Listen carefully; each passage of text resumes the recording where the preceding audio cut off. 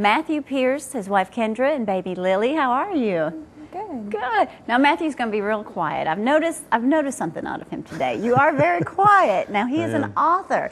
Are you more quiet do you find that authors are a little bit more reserved because they put everything in writing? I think so, but it's the quiet people you got to watch. The ones you have to worry about. And you like strange folks. I do.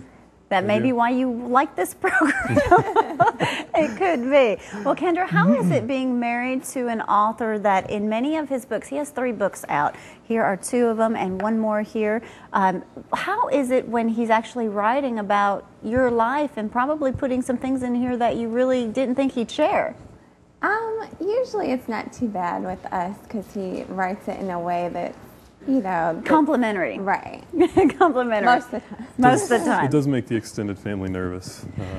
They go into hiding when I'm writing a book because they don't know they don't want to be in who's it. going to appear in the pages. Out of all of your family members, and you really have a great sense of humor. Kneecap Kisser has been one that I'm about halfway through. I have not had a chance to read Hartselle Hootenanny yet, but can't wait. When you write about your family members, I imagine sometimes they don't like it because you may share things, or they may say, how come you didn't make me sound better than you did? Which one is it? Yes.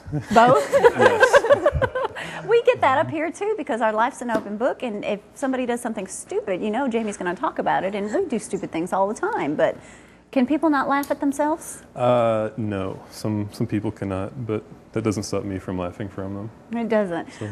In your book, and I want to talk about when you guys met, you kind of had to hit him upside the head with a book sometimes here too. But you were destined to leave. You weren't going to stay. Got stuck in snow, I believe. It's true. This was in Michigan, and I was leaving her house and got stuck in the snow, and she came out at 3 in the morning to help me dig my car out of the snow, and that's pretty much when. Boy, that's love there. Yeah, that's love. And I knew at that point. Yeah, it is. Well, how long have you been writing, Matthew?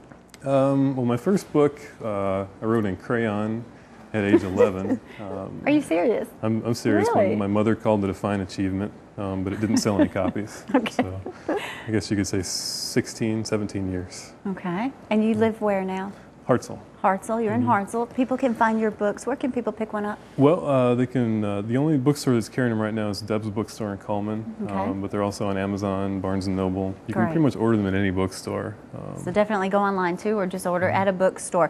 What would you say, now Kneecap Kisser's kind of funny because you talk about, it says, here's the back of the book, it says, your sense of humor, I don't get it. Love, Mom. That's for Mom. Life is not one big joke. That's a quote from your dad. You need to focus less on writing for style, says a freshman English professor. Yeah. And then your former boss writes, I don't appreciate what you wrote about me. We're going to have to fire you. Is that a true statement? They're all true statements, unfortunately. So you were working somewhere, the book came out, and you were fired? Yeah, I'm not allowed to say where. Kroger. But, yeah, they didn't like it too much. They didn't like it. Well, I haven't gotten to that part, but believe me, I will, and I probably should have. That way I could have shared some of those stories. Yeah, actually, that's in Hartselle Hootenanny. It talks about Hug a Minority Day. I tried to start that at Kroger, and they didn't like that too much. They didn't like it. It says this book contains stories about irrational devotion to Alabama football, Hug a Minority Day, a cannibal youth pastor, you're fine, Lily, and a man wallowing on the ground on top of a mountain. It should not be read by anyone. That's true. I imagine that helps you sell books when you do it like this. How much are your books? Hartselle Hootenanny is $12, and Kneecap Kisser is $13.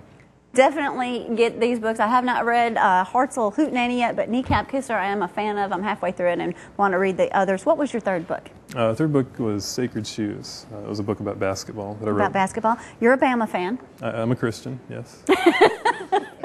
Now, War Eagle for our friends that are Auburn folks. But so, what would you say the best way to describe your books are? It'd be like if Louis Grizzard came back from the dead but wasn't very good.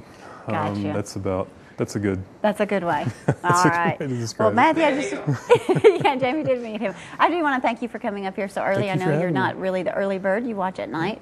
I do. I'm a replay watcher. You're a replay? Yes. Well, that's good. We like those replay watchers. You'll get to see yourself tonight. Will you watch the interview? I will. And Lily, you going to say hi? She's very pretty. Get the books. They're very enjoyable, down to earth, and you'll like his sense of humor if you like this program.